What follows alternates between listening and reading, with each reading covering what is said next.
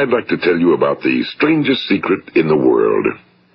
Some years ago, the late Nobel Prize-winning Dr. Albert Schweitzer was being interviewed in London, and a reporter asked him, "Doctor, what's wrong with men today?" And the great doctor was silent a moment, and then he said, "Men simply don't think." It's about this that I want to talk with you. We live today in a golden age. This is an era that man has looked forward to, dreamed of, and worked toward for thousands of years. But since it's here, we pretty well take it for granted. We in America are particularly fortunate to live in the richest land that ever existed on the face of the earth, a land of abundant opportunity for everyone. But do you know what happens? Well, let's take 100 men who start even at the age of 25. Do you have any idea what will happen to those men by the time they're 65? These 100 men who all start even at the age of 25 believe they're going to be successful. If you ask any one of these men if he wanted to be a success, he'd tell you he did. And you'd notice that he was eager toward life, that there was a certain sparkle to his eye, an erectness to his carriage, and life seemed like a pretty interesting adventure to him. But by the time they're 65, 1 will be rich.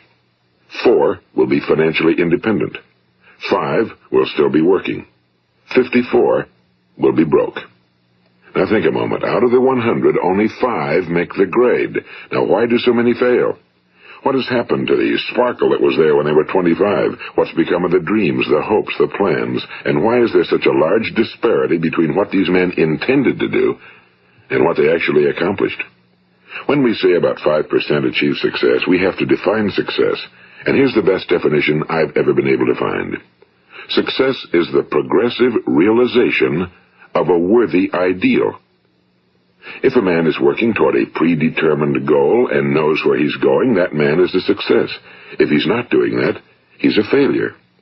Success is the progressive realization of a worthy ideal.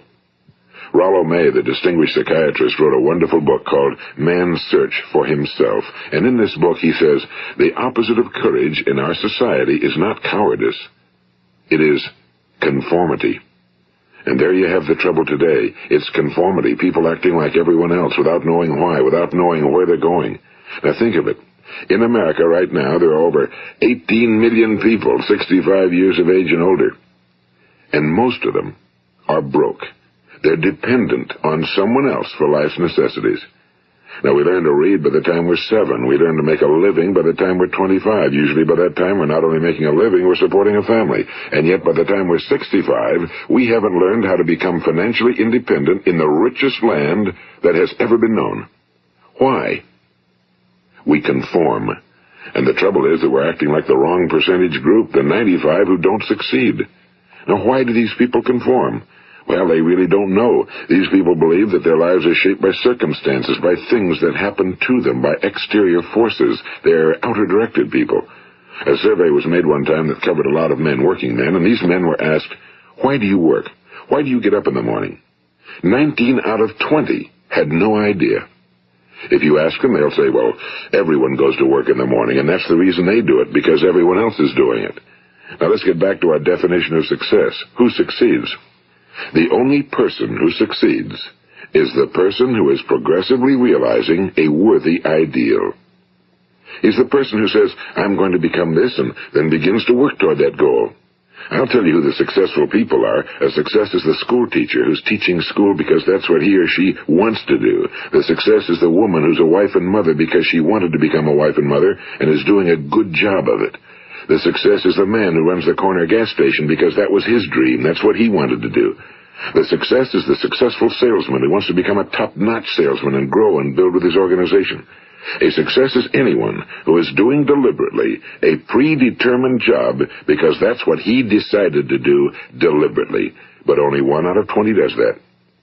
That's why today there isn't really any competition unless we make it for ourselves. Instead of competing, all we have to do is create.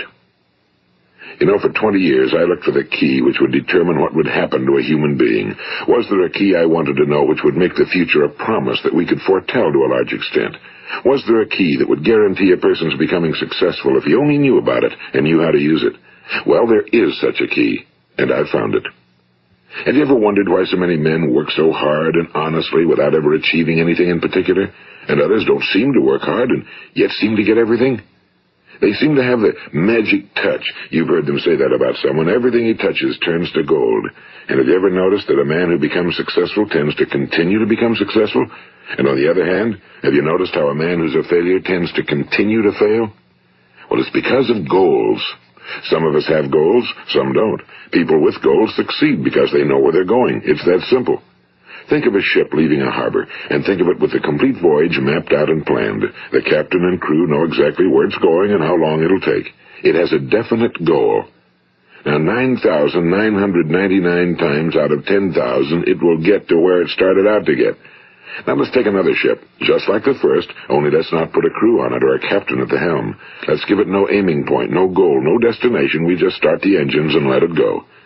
I think you'll agree with me that if it gets out of the harbor at all, it will either sink or wind up on some deserted beach, a derelict. It can't go anyplace because it has no destination and no guidance, and it's the same with a human being. Take the salesman, for example. There's no other person in the world today with the future of a good salesman. Selling is the world's highest paid profession, if we're good at it and if we know where we're going. Every company needs top-notch salesmen, and they reward those men. The sky's the limit for them. But how many can you find? Someone once said the human race is fixed, not to prevent the strong from winning, but to prevent the weak from losing. The American economy today can be likened to a convoy in time of war. The entire economy is slowed down to protect its weakest link, just as the convoy had to go at the speed that would permit its slowest vessel to remain in formation. That's why it's so easy to make a living today. It takes no particular brains or talent to make a living and support a family today. So we have a plateau of so-called security, if that's what a person's looking for. But we do have to decide how high above this plateau we want to aim.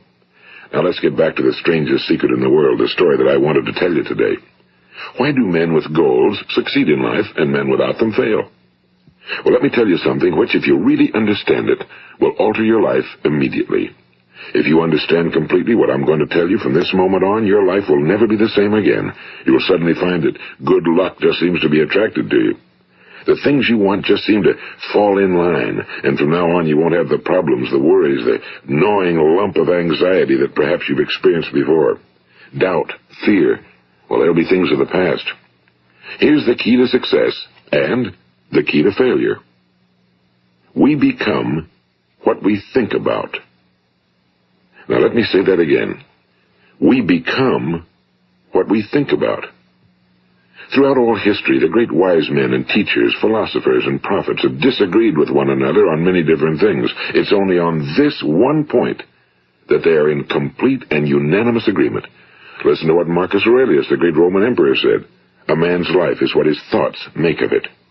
Disraeli said this, everything comes if a man will only wait.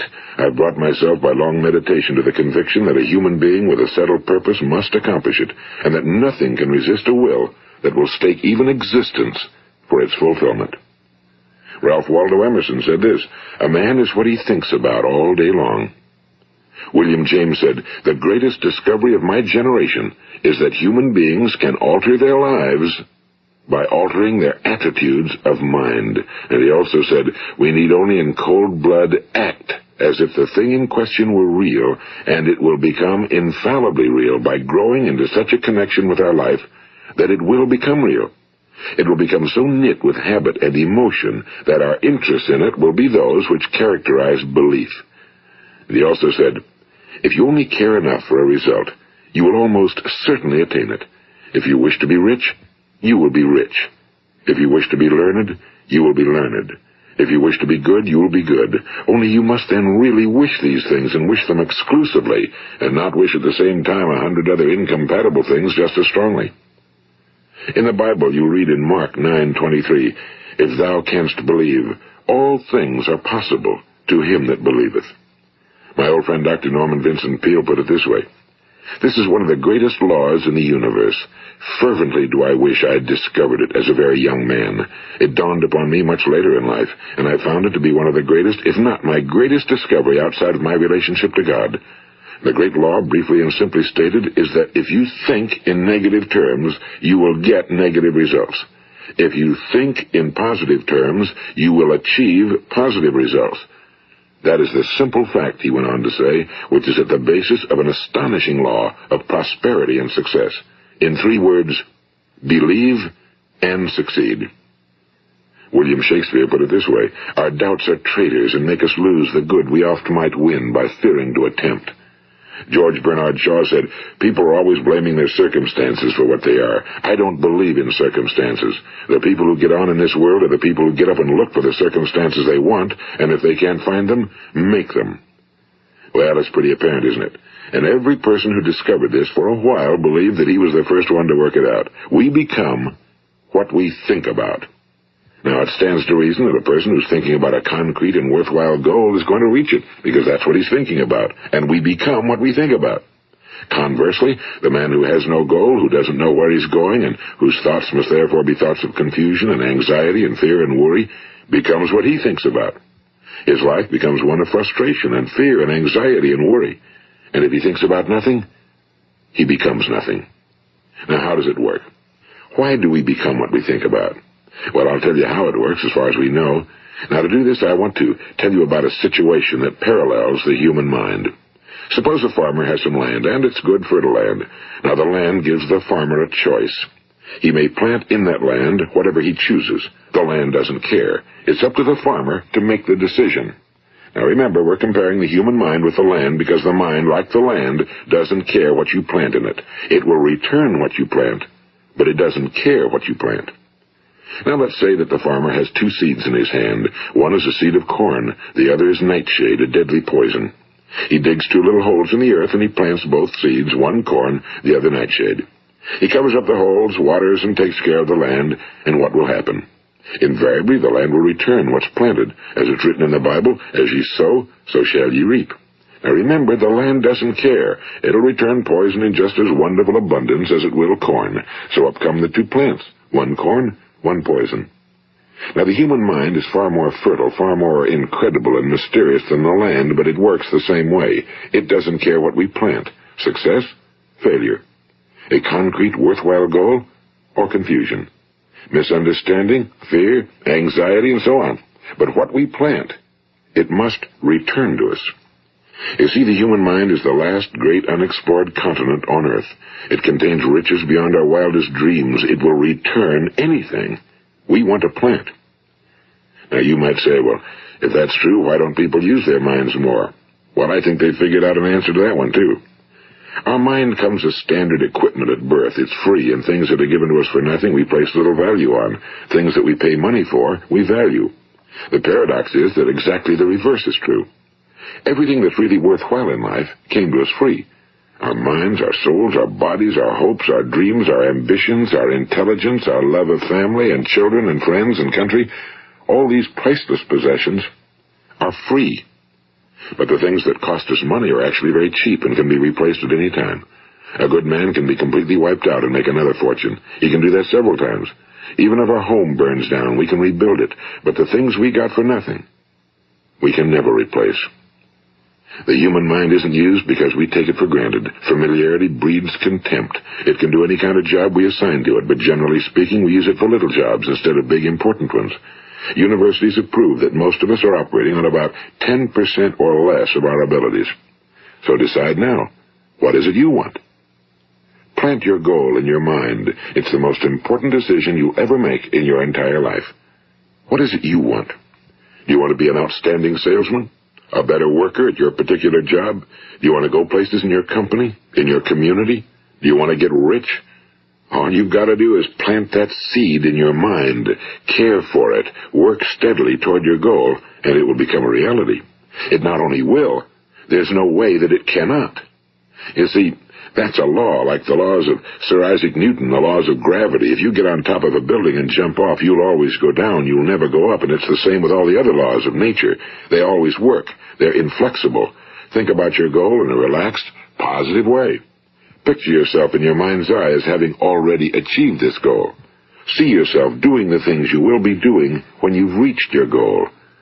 Ours has been called the phenobarbital age, the age of ulcers and nervous breakdowns and tranquilizers. At a time when medical research has raised us to a new plateau of good health and longevity, far too many of us worry ourselves into an early grave trying to cope with things in our own little personal ways without learning a few great laws that will take care of everything for us.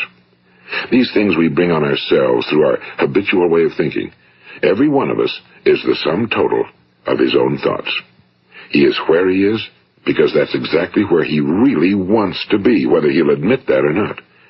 Each of us must live off the fruit of his thoughts in the future, because what you think today and tomorrow, next month and next year, will mold your life and determine your future. You're guided by your mind.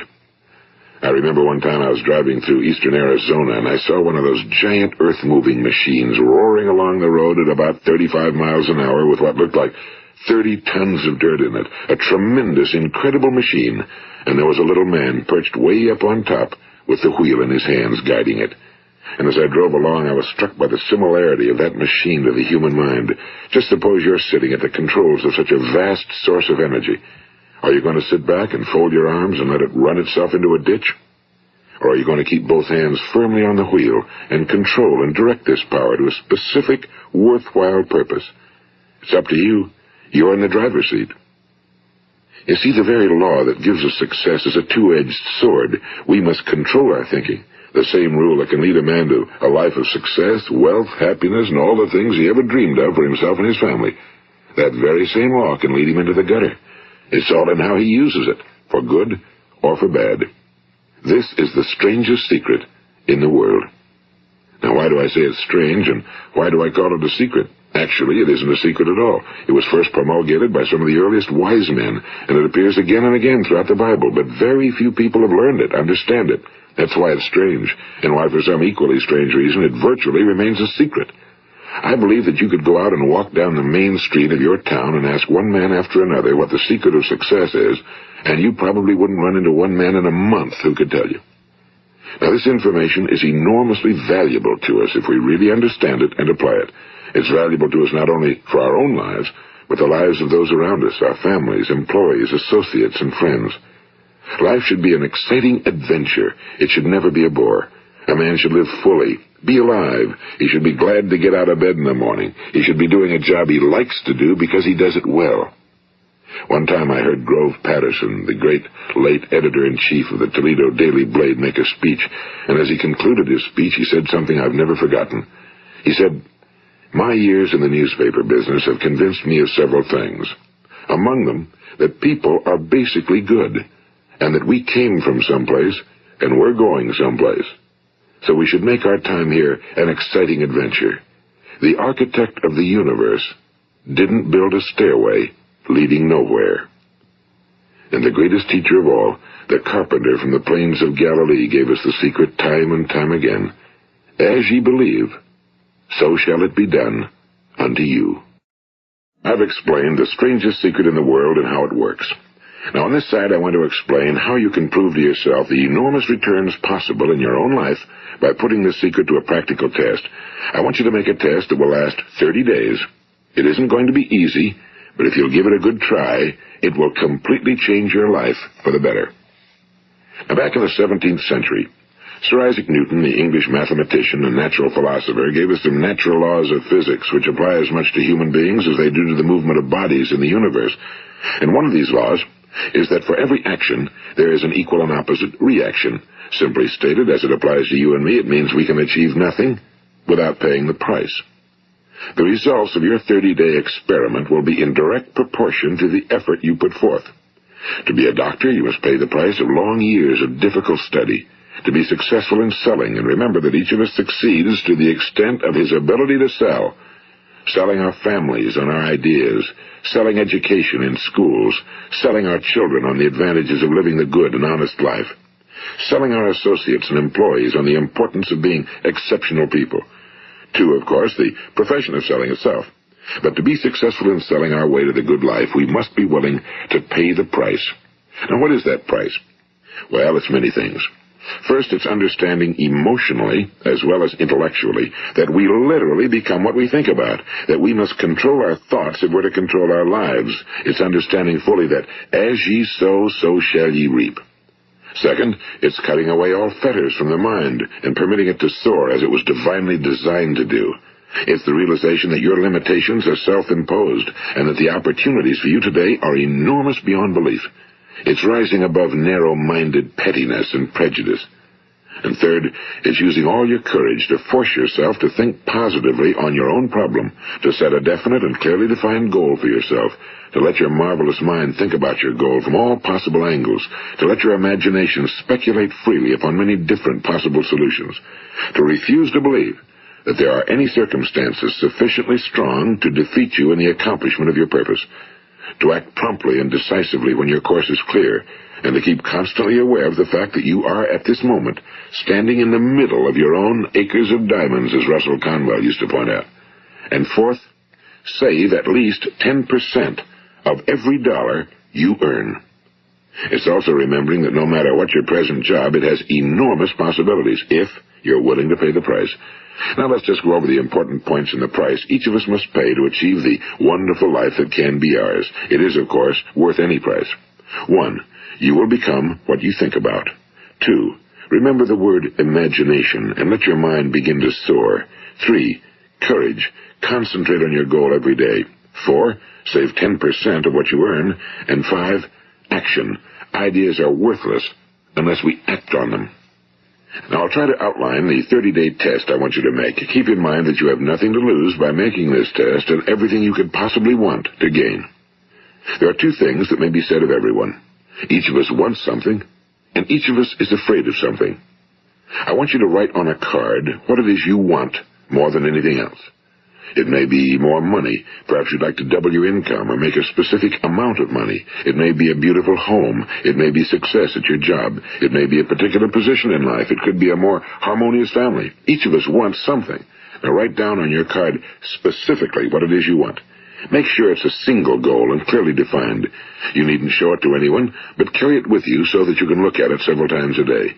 Think about it in a cheerful, relaxed, positive way each morning when you get up, and immediately you have something to work for, something to get out of bed for, something to live for. Look at it every chance you get during the day and just before going to bed at night. And as you look at it, remember that you must become what you think about, and since you're thinking about your goal, you realize that soon it will be yours. In fact, it's yours really the moment you write it down and begin to think about it. Look at the abundance all around you as you go about your daily business. You have as much right to this abundance as any other living creature. It's yours for the asking. Now we come to the difficult part. Difficult because it means the formation of what is probably a brand new habit, and new habits are not easily formed. Once formed, however, it will follow you for the rest of your life. Stop thinking about what it is you fear. Each time a fearful or negative thought comes into your consciousness, replace it with a mental picture of your positive and worthwhile goal. And there will come times when you'll feel like giving up. It's easier for a human being to think negatively than positively. That's why only 5% are successful. You must begin now to place yourself in that group. For 30 days, you must take control of your mind. It will think about only what you permit it to think about. Each day for this 30-day test, do more than you have to do. In addition to maintaining a cheerful, positive outlook, give of yourself more than you've ever done before. Do this knowing that your returns in life must be in direct proportion to what you give. The moment you decide on a goal to work toward, you're immediately a successful person. You are then in that rare and successful category of people who know where they're going. Out of every 100 people, you belong to the top 5. Don't concern yourself too much with how you're going to achieve your goal. Leave that completely to a power greater than yourself. All you have to do is know where you're going. The answers will come to you of their own accord and at the right time. Remember these words from the Sermon on the Mount, and remember them well. Keep them constantly before you this month of your test. Ask, and it shall be given you. Seek, and ye shall find. Knock, and it shall be opened unto you. For every one that asketh receiveth, and he that seeketh findeth, and to him that knocketh it shall be opened. It's as marvelous and as simple as that. In fact, it's so simple that in our seemingly complicated world, it's difficult for an adult to understand that all he needs is a purpose and faith. For 30 days, Do your very best. If you're a salesman, go at it as you've never done before, not in a hectic fashion, but with the calm, cheerful assurance that time well spent will give you the abundance in return you deserve and want. If you're a homemaker, devote your 30-day test to completely giving of yourself without thinking about receiving anything in return, and you'll be amazed at the difference it makes in your life. No matter what your job, do it as you've never done it before for 30 days. And if you've kept your goal before you every day, you'll wonder and marvel at this new life you've found. Dorothea Brand, the outstanding editor and writer, discovered it for herself and tells about it in her fine book, Wake Up and Live. Her entire philosophy is reduced to the words, act as though it were impossible to fail. She made her own test with sincerity and faith, and her entire life was changed to one of overwhelming success. Now, you make your test for 30 full days. Don't start your test until you've made up your mind to stick with it. You see, by being persistent, you're demonstrating faith. Persistence is simply another word for faith. If you didn't have faith, you'd never persist. If you should fail during your first 30 days, by that I mean suddenly find yourself overwhelmed by negative thoughts, you've got to start over again from that point and go 30 more days. Gradually, your new habit will form until you find yourself one of that wonderful minority to whom virtually nothing is impossible. And don't forget the card. It's vitally important as you begin this new way of living. On one side of the card, write your goal, whatever it may be. On the other side, write the words we've quoted from the Sermon on the Mount. Ask, and it shall be given you. Seek, and ye shall find. Knock, and it shall be opened unto you. Nothing great was ever accomplished without inspiration. See that during these crucial first 30 days, your own inspiration is kept at a peak. And above all, don't worry. Worry brings fear, and fear is crippling. The only thing that can cause you to worry during your test is trying to do it all yourself. Know that all you have to do is hold your goal before you. Everything else will take care of itself. Remember also to keep calm and cheerful. Don't let petty things annoy you and get you off course. Now, since making this test is difficult, some will say, why should I bother? Well, look at the alternative. No one wants to be a failure. No one really wants to be a mediocre individual. No one wants a life constantly filled with worry and fear and frustration. Therefore, remember that you must reap that which you sow. If you sow negative thoughts, your life will be filled with negative things. If you sow positive thoughts, your life will be cheerful, successful, and positive. Now, gradually, you will have a tendency to forget what you've heard on this recording. Play it often. Keep reminding yourself of what you must do to form this new habit.